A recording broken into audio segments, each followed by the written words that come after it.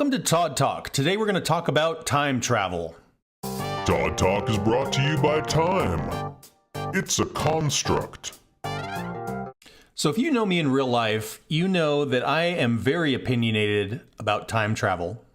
Time travel is a fascinating concept that has been utilized in many stories, and many of them are dumb.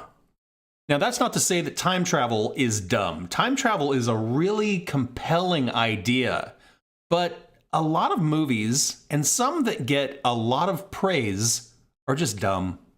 So what I want to do today is first just tell you what my opinions and ideas of good time travel stories are.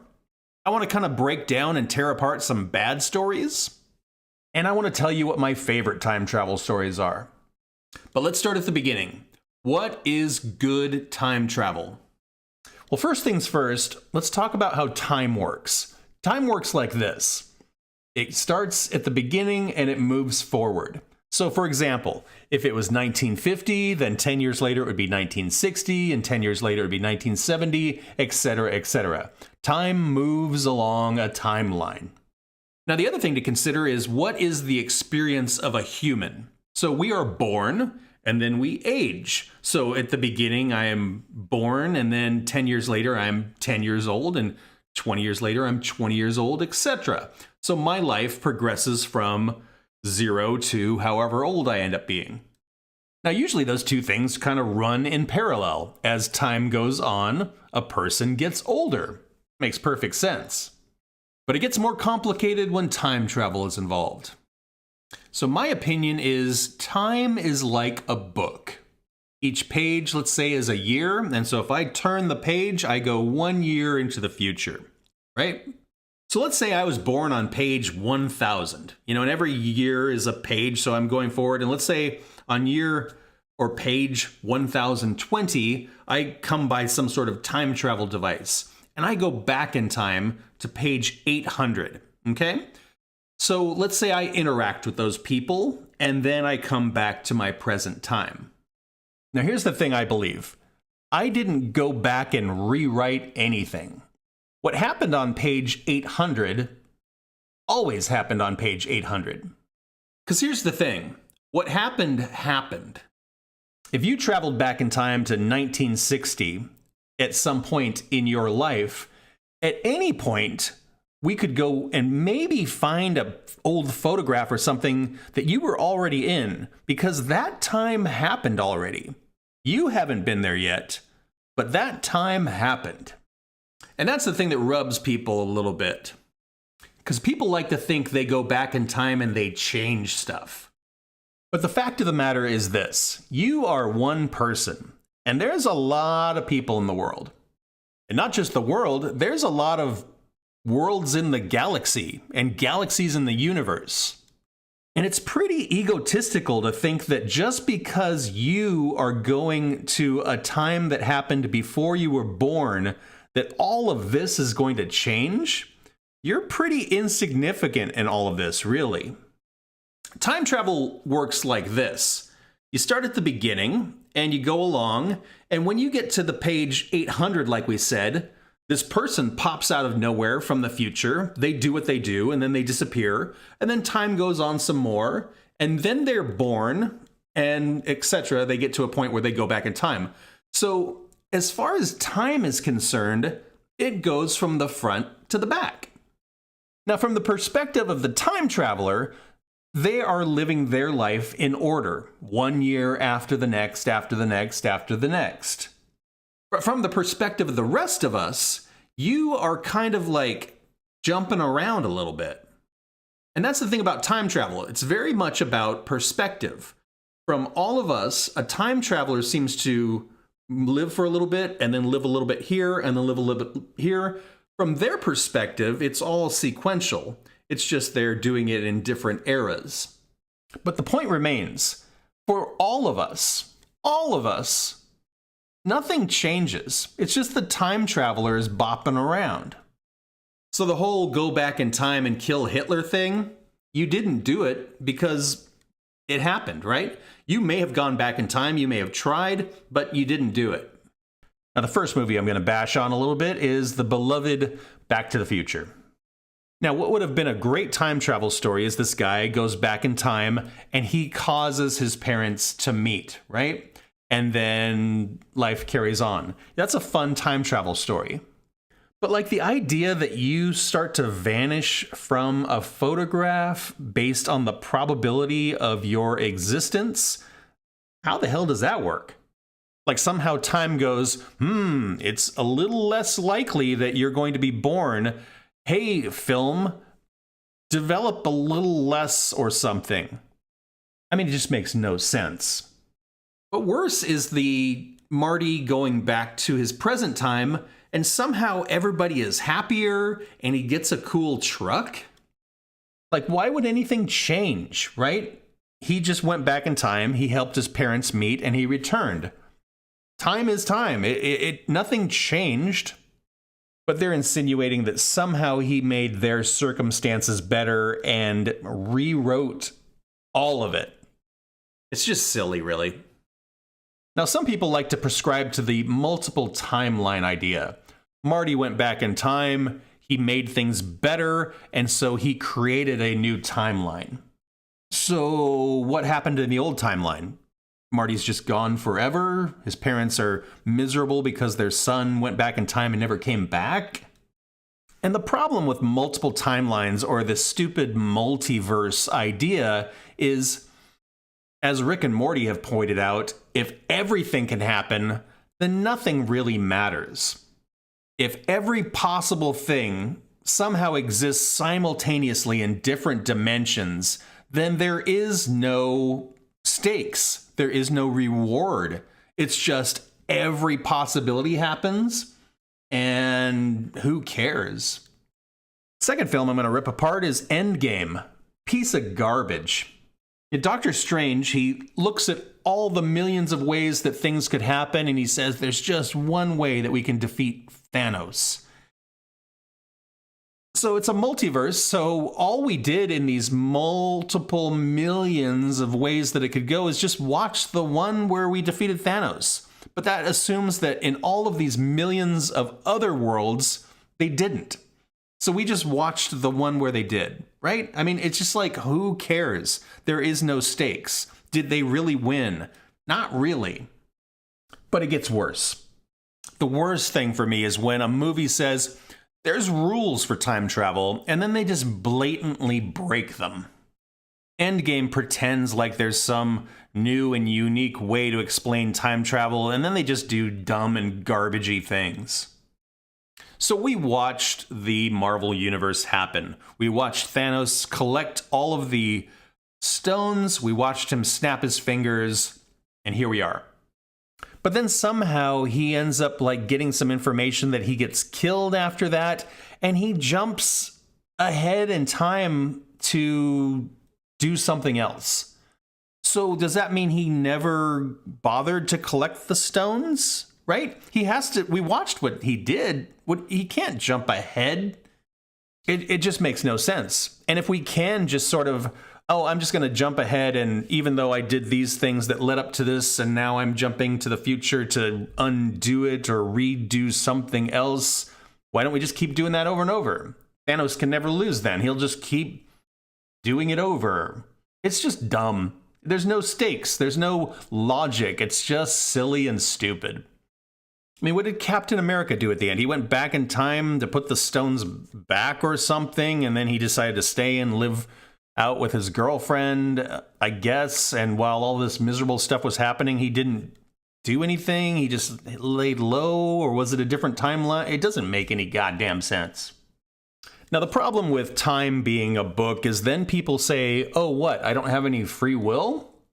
And that's absolutely not true. You absolutely have free will. All of your decisions are your own.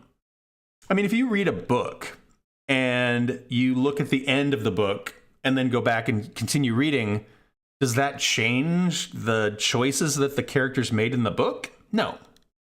If you read a book once and then you read it again, are their choices still the same? Yeah, I mean, they're making those choices. The part that gets goofy is if somebody from the future sees how things end up, what the result is, and then they go back in time and tell somebody, hey, I know on this day, you're going to have a job interview, you're going to drive too fast, and you're going to get in a car accident. Now that person goes, oh gosh, should I not go to my job interview? Should I not drive? Right? They second guess because this person from the future told them how it's going to end up. Now that sort of thing is rare. There's not very many time travelers, not a lot that I've run into, and their interaction with people in the past is generally not that invasive, where it's like, you need to do this or you need to do that. In those cases, though, that can be pretty disorienting. And maybe it does influence how they make their choice. But that was the case all along. It's not like suddenly we've introduced new information. That's the way it always happened. On this day, a time traveler appeared, gave you information, you made a choice, you got in a car accident, and that's how it went.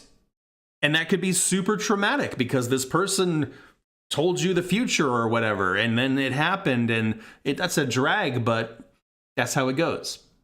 There's a thing called the Nabokov self-consistency principle, and it is basically an idea that time travel can't create paradoxes because that's not how time works. So, like I was saying, if you go on time machine back to kill Hitler, obviously you didn't, because I can tell you that Hitler didn't get assassinated as far as we know.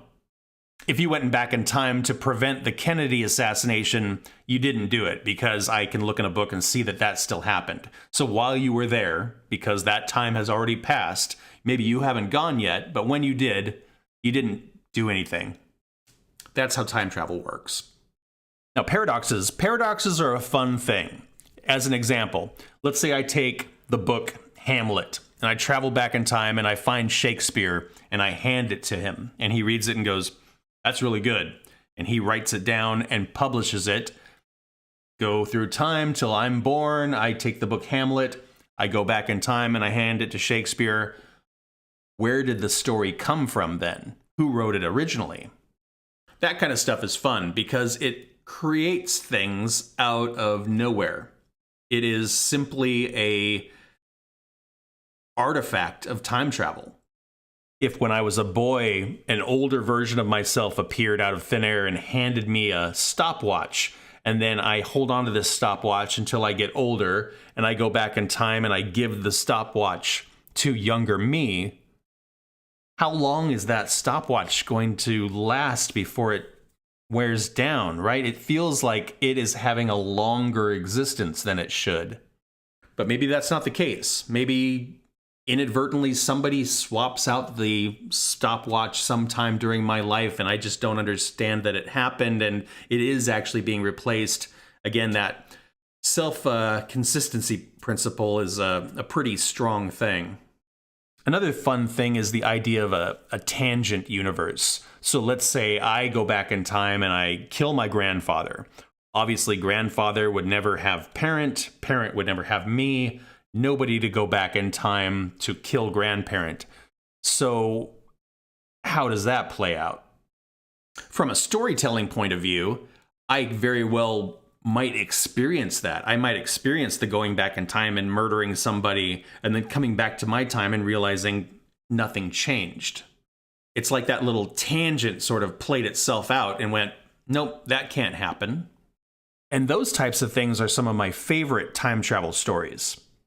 One of the worst time travel stories, in my opinion, and it is reviewed so well and so many people like this movie, is Looper. Rian Johnson does so much good stuff, but this was so inexcusable. The idea is it's about these hitmen where they will kind of stand in a point where somebody will time travel in front of them and then they kill them. And it's a really clever crime because if you're doing it through time travel, you can hide the evidence really easily. Eventually, there will come a day where somebody will appear in front of you and you will kill them, and then you will realize, oh, that is old me. And attached to old them will be a payout of a bunch of gold. And that's when you know you're retired. And you get to live out your days with all of this gold until the moment that somebody takes you, sends you back in time to be murdered, and they call that closing your loop. But then it goes and just breaks all of its own rules. The Bruce Willis character one day has old him appear and he shoots him and he takes his gold and he lives out his days and he falls in love. and then his wife gets murdered. And so what he does is he goes back in time and prevents himself from being murdered, and he runs. And he's going to try to prevent this from all happening in some way. Now, the problem, of course, is if he runs and he never got murdered, he never met the wife, he never fell in love. So we've already, gone off the rails. Later on, we find out that young him knows this woman, and her child becomes the head of this crime organization. And so old him is trying to kill the child. And then there's somehow saying that because the mother gets killed, the child ends up growing up into this evil person. But it's like, well, wait a minute. He would have never murdered her because he fell in love and had a wife. Where is this story even coming from? And then young him decides, oh, I need to stop all this, and he kills himself, which makes old him disappear. Which is wait a minute. Old him killed old him already, and why would killing young him make old him disappear? Because they're not even the same person anymore, because this one fell in love with a woman, and it doesn't make any goddamn sense. Another stupid thing that happens is there's a character who sees his old self and freezes and decides not to kill his old self. Old self runs. And so then the crime organization takes young self and starts cutting off his fingers and all of defacing him and that kind of thing. And so old him starts missing fingers, and they start carving messages into his arm. And eventually old self is a shell of a person, and he runs into one of the crime organization and they kill him. But then you're like, wait a second. They just cut up young him. So when young him gets old and then gets sent back, he's not going to be able to run. How the hell does that work? If he doesn't run, then why did we bother to cut up young guy? And it's just stupid. It doesn't make any sense. And like I said, that's the thing. If your rules don't make any sense, there is no gravity, there's no weight, there's no stakes. It's just a fairy tale. It's just a silly, fluffy fairy tale. Now, that being said, there are some fantastic time travel movies. One of the very, very best is The Terminator. Terminator is a really, really great time travel story. You've got a woman who's being chased by a robot from the future because she gives birth to the leader of the human resistance when the robots take over. In the future, the leader sends back this guy, Kyle Reese, to watch over his mother. The mother and Kyle fall in love. They get together, and the child they create is that future leader. It was naive of the robots to think they could change anything. In fact, they created their own problem, and that is the magic of time travel. Time travel stories invariably are tragic. It is very much the idea that we can't change anything, or we are the authors of our own problems. Terminator 2 is a pretty fun movie, but it's questionable as far as time travel goes. Because let's imagine this. It's the future. I'm a robot, and I go, we need to stop this John Connor character. I know, let's send a robot back to the past to kill his mother. Okay. Did it work? Let's send another robot back to the past and see if we can kill him. How much time passed between those two robots? Were they sitting there and going, I don't think anything changed, man. Let's send another one? And why did they send it 10 years later? Why didn't they just send it immediately after? You know what I mean? That second movie kind of breaks the time travel thing. Another great time travel story, Donnie Darko. The wonderful thing about Donnie Darko is it doesn't explain the science. There is a director's cut that tries to add more to it, but it just gets in the way and it doesn't really make any sense anyway. But the wonderful thing about Donnie Darko is it is about a kid and something weird happens that he narrowly avoids, but shouldn't have avoided. So he has a certain amount of time before his tangent closes. And during this time, he gets to experience and do a lot of really cool things. But the loop closes, and what was supposed to happen happens, and then time goes on. And it's sad and it's tragic, but that loop that we get to experience, that going back in time and killing your grandfather moment, is a really exciting thing and really kind of cool and well done. It's very moody, and like I said, it's kind of mystical as far as how the time travel is happening.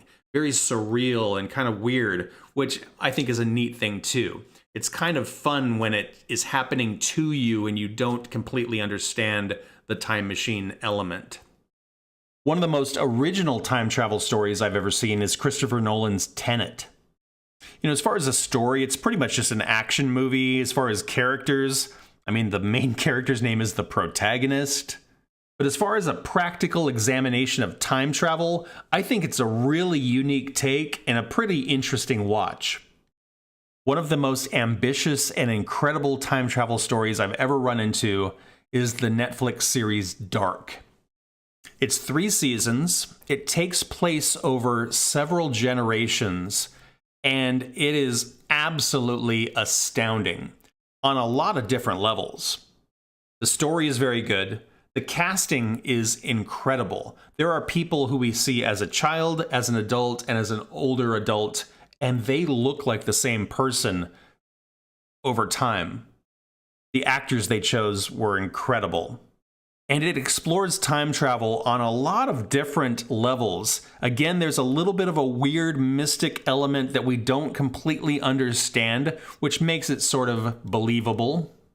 Ultimately, it's a very tragic tangent situation again, where once somebody figures out that this is not the way it's supposed to be, it all comes unraveled, but the journey to get there is so worthwhile.